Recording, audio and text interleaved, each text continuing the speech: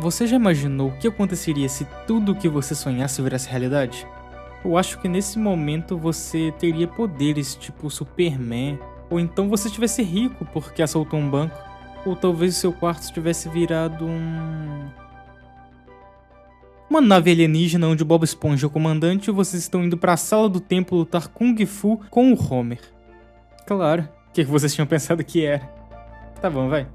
Você pode até não ter acordado dançando break com Peter Parker e descoberto que seus sonhos têm o poder de se materializarem. Mas foi isso que aconteceu com George Orr no livro A Curva dos Sonhos, da Ursula Le Guin. E ele descobriu isso de uma maneira muito inusitada, quando ele matou sua própria tia.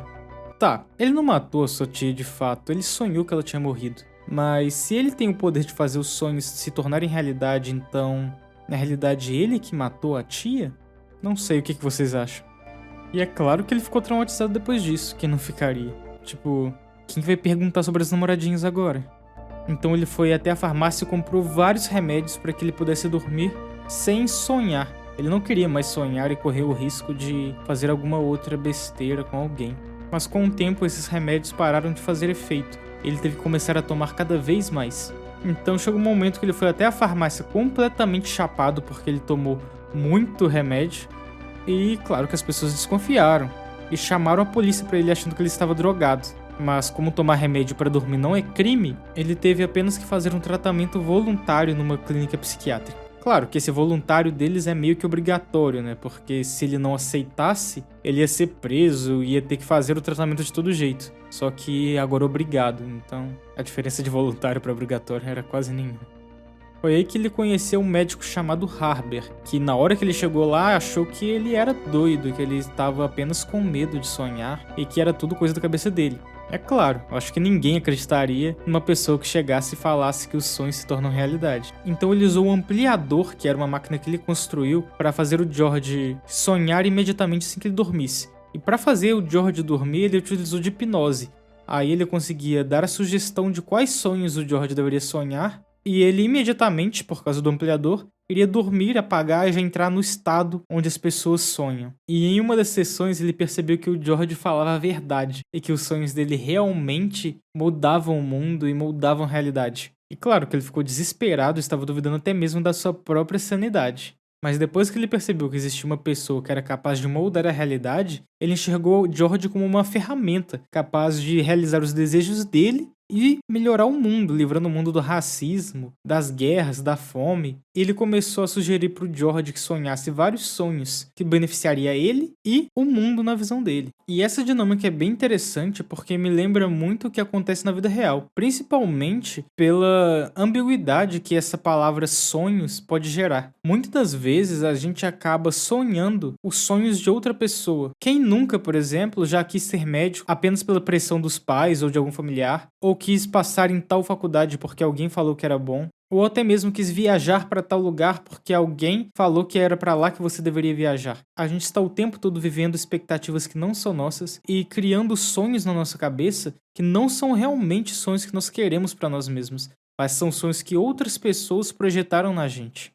E como George, às vezes a gente tem medo de que esses sonhos se realizem e a gente acaba inconscientemente nos auto-sabotando, porque a gente acaba tendo medo que depois de realizar esse objetivo, a gente fique perdido sem saber para onde ir, sem saber pelo que lutar. Provavelmente você mesmo já deve ter pensado em algum projeto que você queria muito fazer, alguma coisa que você queria muito aprender, seja ela uma língua diferente, um instrumento musical, e você sempre acabou procrastinando ou pensando, nossa, eu preciso fazer isso antes de começar esse projeto ou aprender essa coisa. E você nunca conseguiu, porque você nunca terminou, você nunca começou a fazer o que você pretendia. Isso tudo é uma autossabotagem que a gente faz porque a gente tem medo. Medo dos objetivos, medo de fracassar, medo de não ser bom o suficiente. E esse é um problema realmente que é muito difícil de resolver, muito difícil de lidar, mas muitas das vezes a solução é mais simples do que a gente pensa. É simplesmente fazer. Então chega um momento que o Harvey começa a usar o George simplesmente como uma ferramenta para fazer todas as suas vontades. Ele, por exemplo, alcança um cargo de chefe do departamento de psiquiatria. Mas o que ele não esperava é que as sugestões que ele davam para o George sonhar não saíam exatamente como ele imaginava.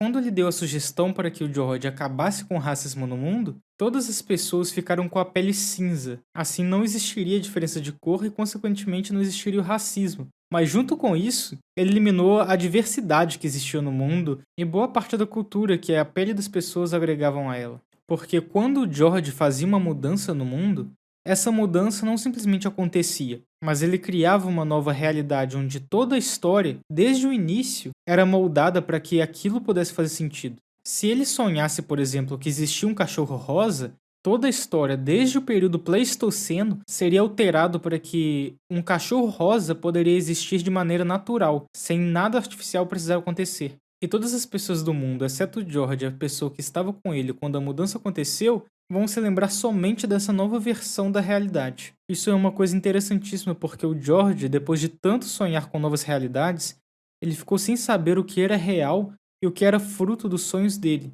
E isso faz uma referência sobre as nossas próprias escolhas no mundo.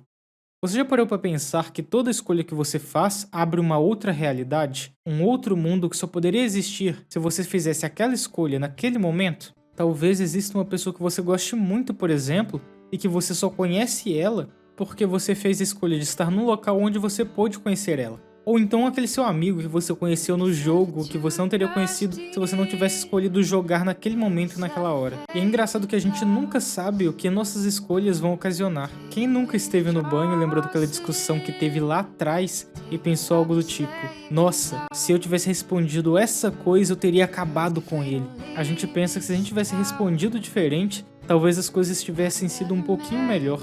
Mas a gente nunca sabe o que poderia ter acontecido e acaba que a gente só pode imaginar como as coisas se desenrolariam. E é nesse momento que o efeito borboleta faz tanto sentido. Para quem não conhece, é aquela famosa hipótese que diz que se uma borboleta bate suas asas na hora e no lugar certo, pode causar um furacão a milhares de quilômetros. Porque são consequências de uma ação que vão reverberando no mundo inteiro. Tem uma analogia que eu acho maravilhosa, é que a trama da vida é como uma teia de aranha bem tecida e completamente conectada. Se você mexe um ponto, um fiozinho daquela teia, toda aquela estrutura vai balançar e vibrar com o movimento que você fez. As coisas e as pessoas que estão perto de ti vão vibrar mais, vão tremer com mais intensidade. Mas isso não significa que você e que suas ações não estão interferindo na vida como um todo. No final da história, mesmo a contragosto, o George decide terminar a terapia, mesmo com o Harvey utilizando ele para fazer os seus próprios gostos. E isso faz o mundo todo sofrer com essa decisão, a ponto de aparecer alienígenas na Terra. E como George, você tem uma escolha agora. Não uma escolha que vai fazer alienígenas aparecerem, mas você pode se inscrever e comentar que esteve aqui e me deixar muito, muito feliz e quem sabe ser o responsável por ajudar o canal a crescer ou simplesmente pular para o próximo vídeo. Não existe uma decisão certa nesse momento, mas existe uma que vai me deixar muito agradecido.